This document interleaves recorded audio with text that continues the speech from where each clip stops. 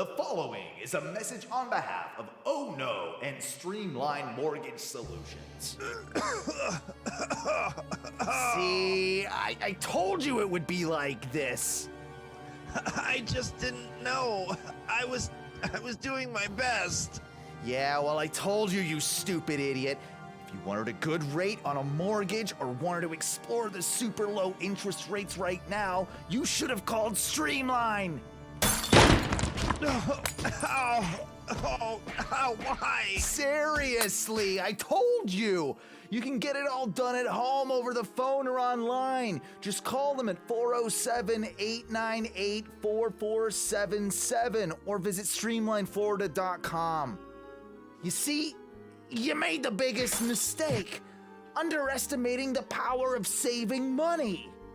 We could have made millions together had you not jeopardized our love and chosen to use another mortgage company. We could have had our jet skis. I know.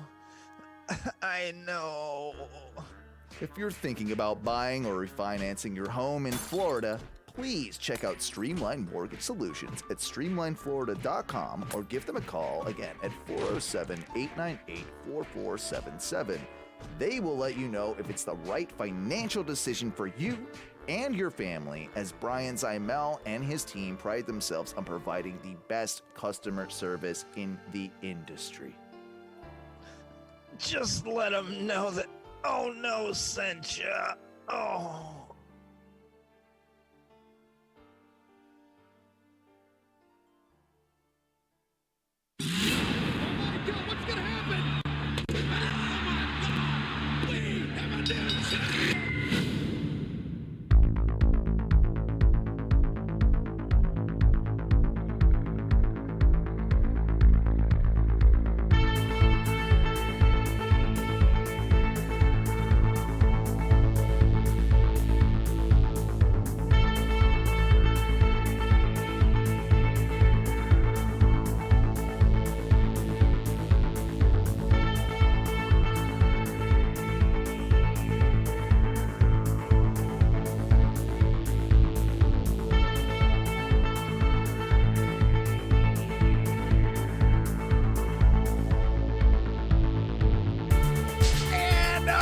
Welcome back to yet another edition of the Oh No Wrestling Podcast. Oopsie daisies.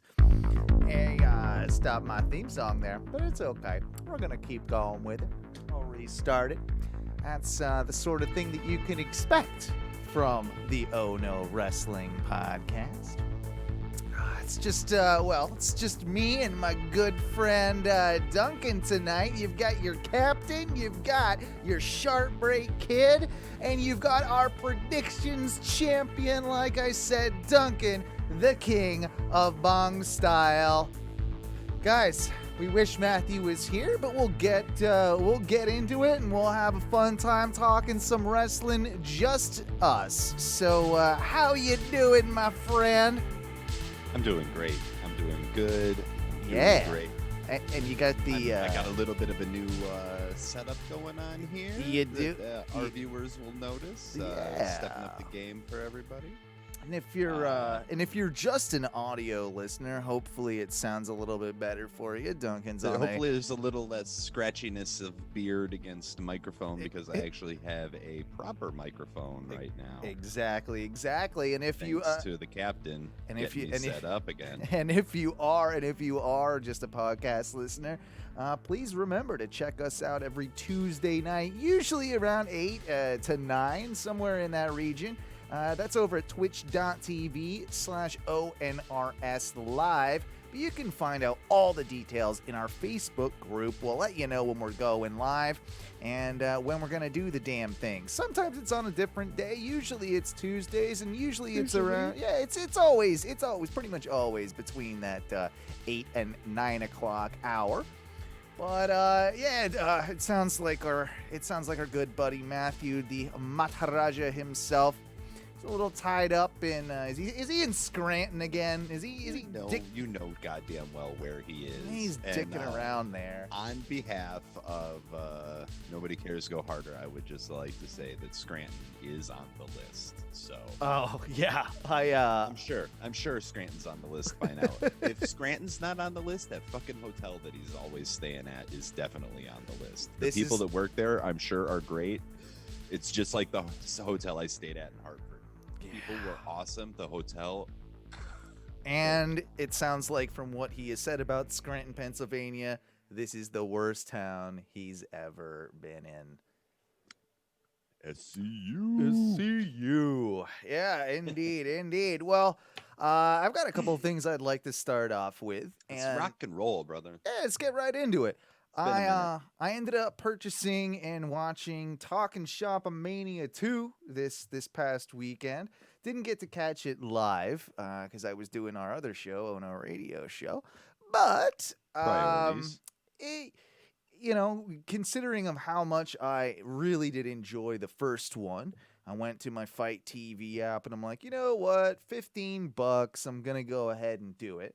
And the cool thing about it was because I purchased, I think, a few things through Fight TV over the last, year or so.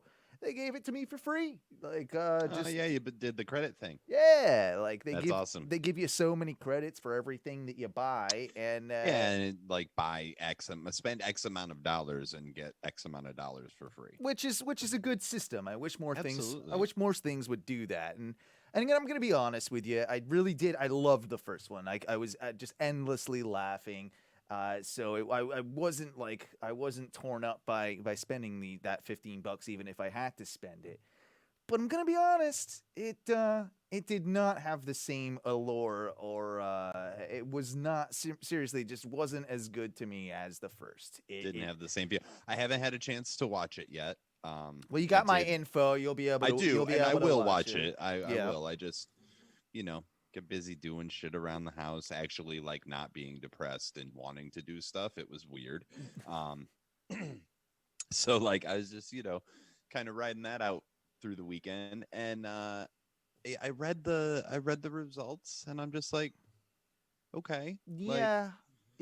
Like I'm gonna watch it, and I'm sure there's some parts that I'm gonna laugh at. You're gonna have a few chuckles. It was a lot. It was still fun. It just they did their best at like another cinematic match, and it was the Rocky Romero character versus Chico El Luchador. First of all, you put some respect on Chico's name. You are correct. I just want to know, you now owe him money.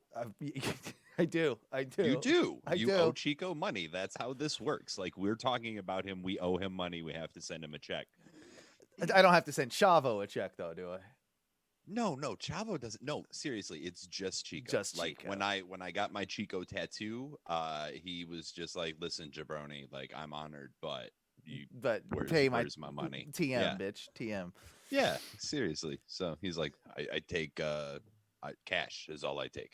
So yeah, I mean, they did like kind of a cinematic match with that, and it was shot in L.A., clearly at a different location than Gallows' place, right? And it just fell flat. Like maybe they were making references I just didn't get. Maybe it was Maybe it was a little too inside baseball. Maybe. Okay.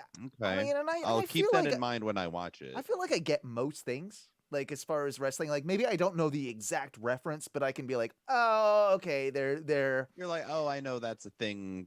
Something. Right. They're paying homage to something, and it's a little Easter egg or something like that. Right. It's just like when you see it, you might not be. You're like, wait, I can't put my finger on it, but I know that's I know what you're talking about for sure. Yeah, I enjoyed I mean, the ball for a ball match or what have you was fun. Like it was exactly what it needed to be. It was Chad 2 Bad Sex Ferguson doing what they do best. The cock torture shit to each other. Yeah, the cock torture gimmick thing, if you don't know about that, that sort of that falls a little flat for me. I'm just like, I get it. Like it just it is what it is. But that was probably obviously one of the better parts of the evening was the ball for the ball match, obviously the main event. And then if I'm gonna be honest, my favorite part, who was one of my favorite parts, and my wife Teresa, one of her favorite parts of the first Talkin' Shop Mania was the inclusion of good old Paul E. And and Paul E., who is the sort of Ric Flair knockoff. He's the real Nature Boy, as we all know. He had another match on this show, and it totally delivered. I won't ruin it for you, Duncan, because you haven't seen it. But his entrance is absolutely phenomenal. That's awesome. Is even better than the first one. But but overall, I guess I'm gonna say it felt a little try-hardish. It was, in my opinion, it had there was a shit ton of product placement and them selling all their gimmicks that they are apt to sell. Oh yeah. So it felt a bit like a commercial, at times. You just paid not you, but paid $15 to watch a commercial. At times, it absolutely felt like that. And I was a little bit bummed there. The other thing I felt was it was just maybe a little too soon. Like they just did the first one. And that's what I'm saying. And then they announced that they're going to do a third one too. It felt rushed. Because of that. And you know what it is? It's second album syndrome. Mm-hmm. Like you're in a band, you spend years working on these songs and you perfect these 10, 12 songs. You put out an album. And everybody's like, whoa, this is awesome. Everything's a banger. And then the record company's like, yo, we need another one of those. Yes. Where's our second album? And then you're just like, fuck, okay. And so it took us 10 years to write that first one. Exactly. And now you want the next one in 18 months. Like, okay, we'll give it while touring on the first album. That's a really good analogy. That is actually a really good analogy. For this. As soon as you said that it wasn't that great, and that's exactly, and like we talked about it a little bit, that's exactly what I thought. I'm like, man, they just they got rushed. It was rushed. It definitely felt rushed. Yeah, I'm sure they had the mentality of strike while the iron is hot, right? People are still talking about it. Let's get on it. But wrestling fans' memories aren't that short. Yeah, and I can't blame them for doing what they did. But I'll say this: if they pump out, I hope they slow the brakes or pump the brakes a little bit moving forward. And maybe this one comes out when we're ready for it, maybe around WrestleMania time or Rumble time, somewhere later down the road, not a month. Like, was that maybe 2 months between the first two? It couldn't have something like that, dude. Like it couldn't have been more. Couldn't have been much more than that. It couldn't. Well, because they got fired in. It's okay. Was it July? Talkin' Shop Mania. Let's Google that. Talkin' Shop, not the hashtag. Yeah. First Talkin' Shop Mania. I want to say it was September, late August, September, somewhere maybe there around there. August 1st. Okay. So a little longer than I anticipated, but a little too close together. I would venture a guess that they'll do this third one a little bit further out. And then I'm kind of, I'm a little skeptical that it will be, like, they'll have this continued buy rate, for instance. Like, after this one, I am a little less inclined to get the third one. And the diehards will probably still be there. But with every one, you've gotta kind of feel that we're like a little, they're gonna get less and less each time. Yeah, like was Talkin' Shop Mania 2 their jump the shark moment already?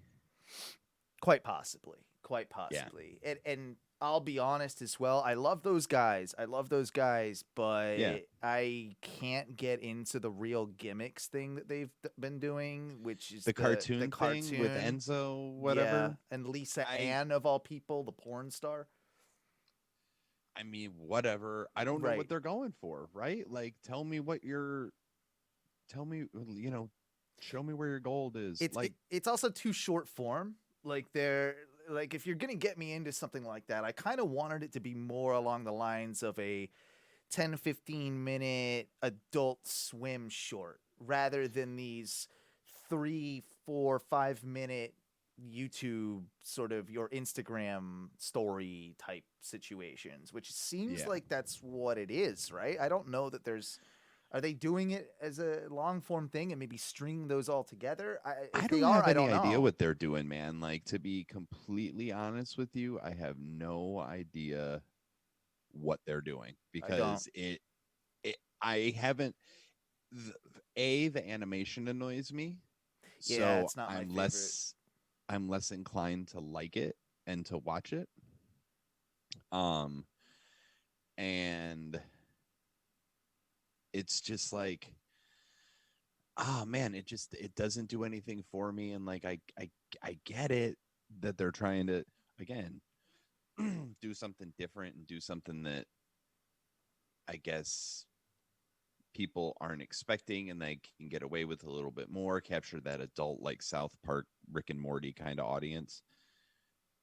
It just doesn't hit with me, I guess, is the best way to put it. Is like, I want it to, but it doesn't. Yeah, I'll say with Talking Shop Mania 2, at least that I was really happy to see that they got Jericho involved as Clint Bobsky from Southpaw again. Like that Right. was super cool, and having like I believe that I want to say that a few months back Jericho even got that trademark. Like he I think we even talked about it on the show that he had got that trademark no problem. I believe, I believe you're correct on that because WWE is just like, why the fuck are we going to fight for that? We don't care. We don't care, and they're never gonna do Southpaw, and if they do, it won't even be the same again. And Even though they teased the Southpaw, they did that's but season 3, but now like we with know. all those people gone, like it just doesn't make any sense.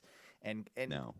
either way, it's not like you're gonna recast Clint Bobsky, are you? That was Jericho's character, and Jericho is most certainly not coming back to WWE. So again, why the fuck are you gonna fight for it? Well, yeah, why bother? No, I'm with you, and it sucks too because that's like one of the few things we, like you, me, and Matthew all agreed on was one of the most genius things that WWE had done in years. Yep. And now they're just like, you know what? Nah. And it's so in a way, it is cool to have the Talking Shop like universe around.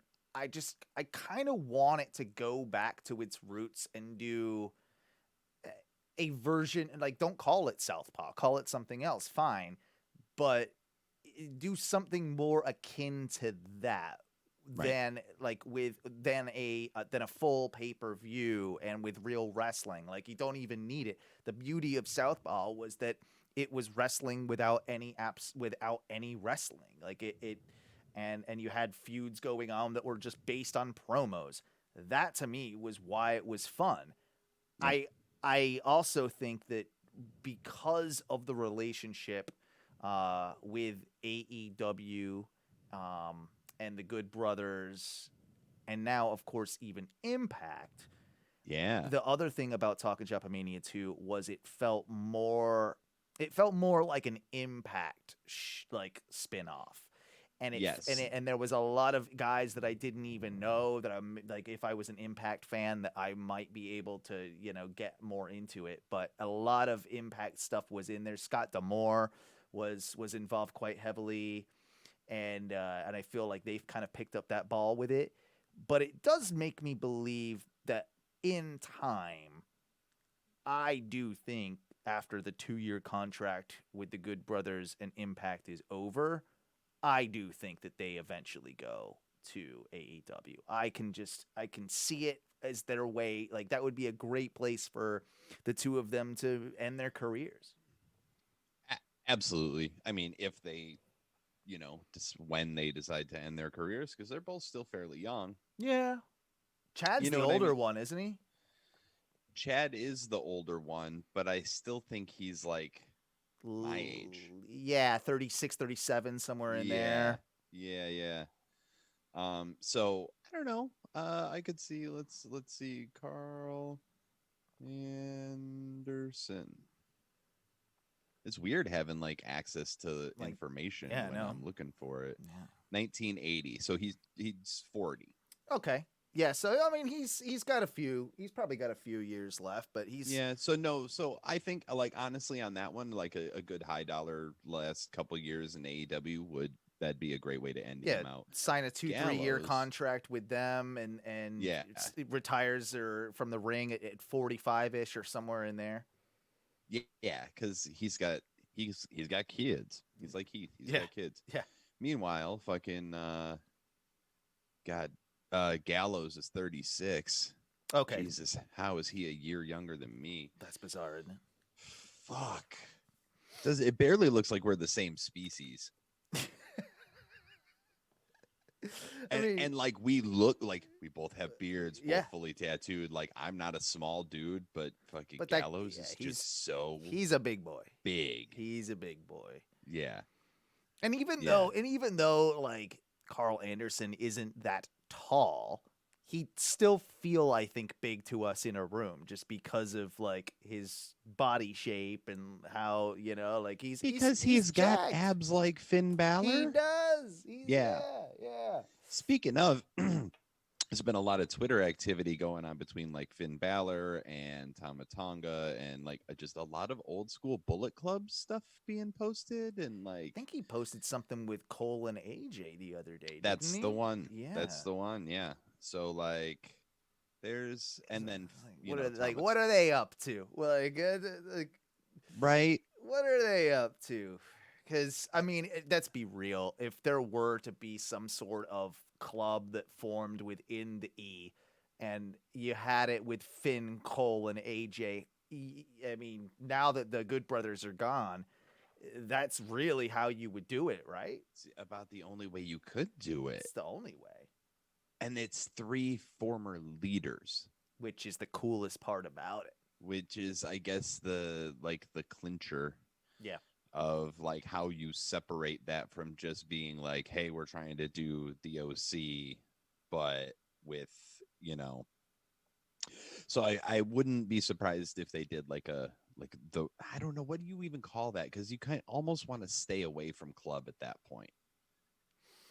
Yeah, I mean, now that they've done the OC, now that they've kind of like gone down that road already, well, and they now that did the club, right? Right, and the club and then the OC. OC, so you don't want to go back.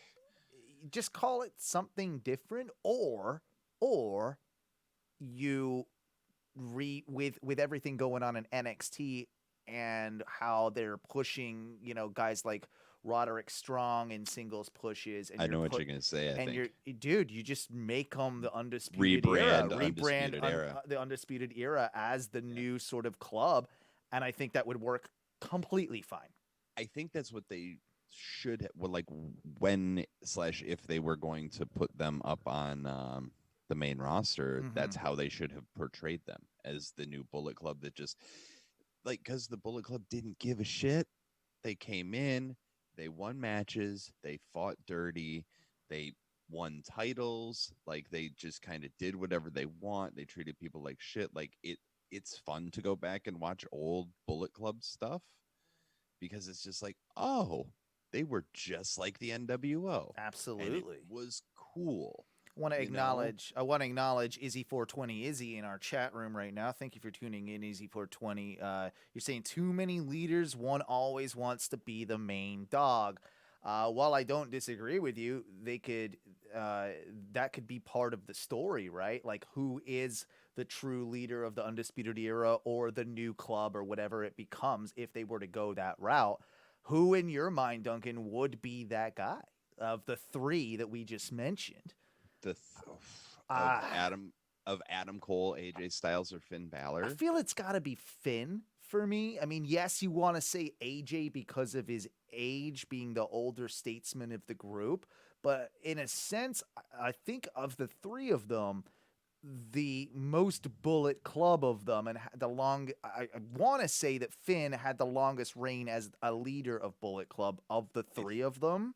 I think that's correct. And if I'm wrong, well, he then started it, right? Him and Anderson started it. So for me, that would be the right decision, and I think it would also give Finn a bit of a rub more that not that he necessarily needs it. He doesn't need it, but that would also take, if you were to take the Undisputed Era like side of things, if you were to go that route, you would also then have to be having Cole kind of like, all right, he's bowing down a little bit, like to a new leader. So that is an interesting question. Who would be that person? Well, I mean, I don't disagree with Finn, and especially because right now, the last few matches that he's had have been so Prince Devitt. Yes, they have.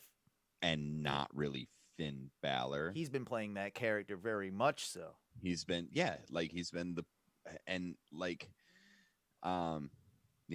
Finn Izzy, I agree with that. I also think that there's potential for a swerve to put Cole over as the leader because he's the youngest, and you have the battle like AJ can and will have a good match with anybody. I think Cole versus Finn is sort of where that like leadership battle really money lies. You're probably right. The other thing that would be kind of cool with it as well, in my opinion, is that if you did want to, this is a nice doorway if you did ever want to get back to the Demon or the Finn Balor of like the face Finn Balor, this in time is a great way to do it as well. To awaken the Demon. Correct. It's a really good thing to do, and I like that they backed off the Demon. It's because then they needed to. It gives him the chance to make it special again. Because when you do it every week on Raw and then every pay-per-view, like it loses the luster. It was special in NXT because it was only for the big matches. Oh, like when you start bringing that bitch out on Raw every week, like that's what I'm saying. No, you don't do that. Like no. Pumpkin Balor was where I kind of went a bit like. I love Pumpkin Balor. Pumpkin Balor was a bit cheesy to me. I just don't. Well, fair. I mean, allowed to like different things. No, I know. It's just like I love Pumpkin Balor, but at the same time, like if they'd have done Christmas Balor and then we'd done Valentine's, you would have fucked with that too. Yeah, exactly. They'd be like, "Fuck off! Come on, all right, I get it." No, you're right. I also think that like you ruined the dude. As soon as you got called up to the main roster, they absolutely pissed all over the Demon. Like they were just like, this is going to be huge. It's going to sell a bunch of merch. And it did, but it also destroyed it because it made everybody think that he could only win a match when he was the Demon. And then didn't the Demon lost a few like high profile people too, I want to say. We never got did we get he was the Demon when he fucked up his shoulder, when Seth fucked up his shoulder. He was, but even after that, was he the Demon against Lesnar? I'm trying to remember. I think he was because I think it was the Demon versus the Beast. Yeah, that right there is where they made the biggest mistake. If they would have just kept him as Finn Balor, he could have taken that loss probably a lot better than losing as the Demon to Brock Lesnar. You can buy that a little bit more.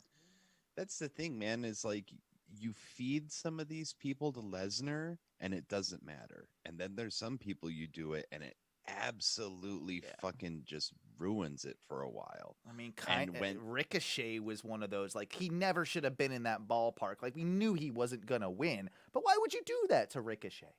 Well, I mean, like you want to see, it's the same as when you'd put Rey Mysterio against The Undertaker, right? Yep. That's accurate.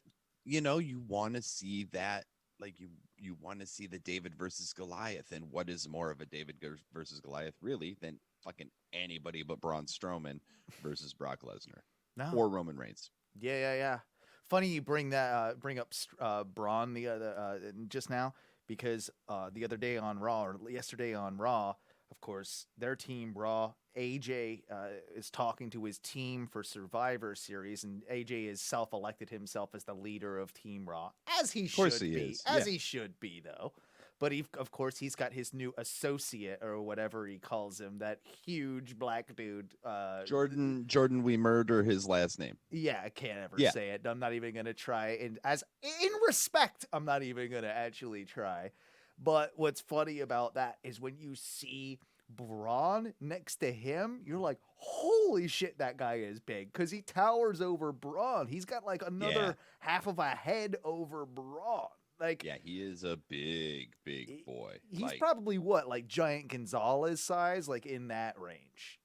I mean, yeah, dude, he's definitely like in the fucking Collie, or like in that kind of Jordan.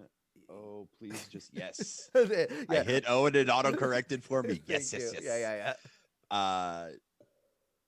Omog Bahin. Mm-hmm. That's as good as it's gonna get. Thank you. No, that's better than I could do. 7'3", 291 pounds. Yeah, 7'3". That's something else, man. Like that's big. Then all right, so Giant Gonzalez. I think he was billed as 7'1", I want to say. Giant Gonzalez. Sounds about right. Jorge. Oh, died. Yeah, I knew he died. Build height 8'10". I don't. Okay, no, that's not real. Or 8 foot. 8 foot. Build 8 foot. I don't think he was 8. He might have been 7. That's what he was billed as. Right. Yeah, if there's anything else, let me know. It was billed. Yeah, 7'7". Shit, though. Is true height. That's ridiculous. Yeah, that is absolutely ridiculous. That's a fairly that's dude math. It is. It is. I'm 7'7". Nah, I'm 8 foot tall, baby. That's like, no, you're 7.5. You know what though? If you're 7.5, I'm fine if you want to say you're 8 foot. Like that, I'm okay with it. I'm not gonna argue with you. No, because I don't got a measuring tape, and I'm not gonna. Yeah, me is 5'10.5". Like I'm not gonna really complain. I'm 6'2", and I'm not gonna complain. Yeah. Like, dude, that's like feet above, like that's ridiculous. But yeah, anyway. That's a full foot taller than me. That's how my wife feels. Sure. When she's standing next to me. Yeah. That's how I felt when I was standing next to the Big Show. I'm like, you could make me your bitch, and I couldn't do anything about it. No, not at all. No, not at all. Not a single thing. So one of the biggest stories and one of the biggest things that I think we need to, hit pretty early on in the show today is the hacking of the WWE Twitter by Retribution. Okay, well, we'll go with that. Let's go with that. Because that's about how it'll take me 12 seconds. So this morning, like people woke up and, oh my God, the WWE Twitter account has been hacked by Retribution. And it literally was... They changed the banner on Twitter to a black thing, just black bar, and then so they're not very good at Photoshop then, clearly. The Retribution logo, like the R with the whatever flag thing. Cool. God, it's so lame. That was what it was changed to as their profile picture, and then they fucking they did that weird sort of typing font shit that they do what they tweet. Yeah, and it's sometimes it's backwards letters, and also and it's got symbols above and below the letters and shit like that. And it said, "How did we arrive?" And so that lasted for about, I don't know. It happened at 10 o'clock, and Mustafa Ali tweeted, "The @WWE account is mine." And then they all fucking tweeted some dumb shit about it. But then at 11:30, 11 o'clock, it was back to normal. Back to normal. So like they gave him an hour. You know what? At least they're sort of playing into the SmackDown hacker Ollie thing. If they're doing that, like I'll give them that. I guess Yeah. that like works storyline wise a little bit. It's not the dumbest fucking thing I've ever heard. It just didn't really seem to like. The only reason I know about it is because like Cage Side popped up in my Sure. fucking smart news feed this morning, and it was just like, hey, Retribution. They're good at Activated. computers, can't win a match. Well, they won a match, and then like, didn't Mia Yim show up and fuck somebody up? I don't know. Remember at this It's point. It's just- all it blends in. I guess It doesn't seem important enough for me to remember, quite frankly. Anything that Retribution does. Oh, that's clever. I see what you did there. Yeah, well, Retribution. No, it's Retribution is on Talking Shop Mania 2. They show up and they smell like shit. I mean, which of course Yeah. they had to do. But I think yeah, of course they did. The big story I wanted to mention, though, of course, really in the world of wrestling, is it seems like, such small potatoes really on the surface of it, but when you dig deeper, it is big, and that's Selina Vega being fired. bro. And that's quite frankly, I'm gonna give her a golf clap, quite frankly, for not even like basically just saying, hey, she was apparently making more than her downside guarantee off of her Twitch channel. Yep. And when the whole news broke that, hey, we can't do this anymore, this whole Twitch thing, well, she put up a fuss. She started talking about unionization. Yep. And what I have read and what I have heard is that it wasn't her tweet about unionization that got her fired. It was her starting an OnlyFans. Yep. A non-nude OnlyFans. Lingerie, cosplay, character type thing. Absolutely. Right? $30 a month, by the way. Like, Jesus Christ, that's a lot. I mean, she posts that shit on her Instagram, and like, if you're a horny teenager or like an incel dude, I suppose that you would pay $30 to jerk off to her. Sure. Because, dude, like some of the cosplay and lingerie, right? You're like, damn, not really hiding much. That's a good thing I have an imagination. Cool. But dude, like, more power to her. Yeah, it was one of those things that it sounded like, hey, you said we can't do Twitch, but you didn't say we couldn't do this, so I'm gonna try. Well, and yeah, do and then this. so WWE made the statement that she was fired for breach of contract. Yes. So it's like, well, which part was it? Was it the Twitch streaming that she didn't really like? Paige is still Twitch streaming. Yeah, I wonder how that works. Like, they're gonna let her do but maybe Paige has. I don't know that they're gonna let her. I think that Paige is waiting to get fired. She's like, go ahead, fucking I think some of them, like, they care more about their interaction with their fans through the medium of Twitch than they do about being on TV every week on WWE television, where they're barely being used anyway. If they're being used. And Paige is the perfect example where she isn't at all being used. So at this point, what the hell does she have to lose? It seems like there's no reason for her to want to even be a part of the company. No, and the thing is I've noticed that a lot of these wrestlers, like, they will go and they will send their army of subs to other like low profile streamers and like boost their like they'll boost their viewership and get them on another level, and it just like they go raid channels and all that type of stuff. I know that's a big thing. I know that's a big thing. So like it has a trickle down effect, right? Like, Vince just sees it as money that he can cash in on. And also it's just like, let's be real about it.